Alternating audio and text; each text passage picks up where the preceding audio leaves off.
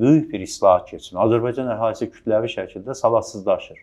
Bəli. Yəni bu təhsil sistemimiz bir savadsızlığa rəvac verə biləcək bir şəkildə bir milli təhlükəyə çevrilməkdədir. Orta məktəbə uşaq getmir, əksəriyyətində hazırlıq kurslarına gedən uşaq hansısa bir rəqabət mühitində olmur və olmadığına görə məktəbin təkcə təhsildən ibarət deyil ki, tərbiyə məsələsi var, təlim məsələsi var. Biz sabahları cəmiyyət həyatına məktəbdə hazırlanan uşaq yetişdirməkdə problemlər yaşayırıq.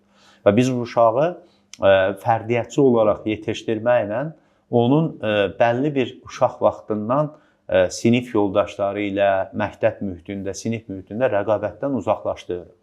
Və nəhayət ondan sonra artıq universitetlərin formalaşmasına ehtiyac var. Universitet demokratizmi olmadan cəmiyyət demokratizmi olmaz. Məsələn, universitetdə sual-cavab, müəllim-tələbə dialoqu, yaxud da bir akademik bir müzakirə mühiti yaratmadan sən bunu cəmiyyətdə kütlənin müzakirə mühitini yaratsan, onda saç yolması, baş yardısı başlayacaqdır. Yəni növbədə filanda bu insanlar çünki birinci növbədə təhsildən cəmiyyətə qayıtmalıdırlar və onda demokratiya mümkün olur.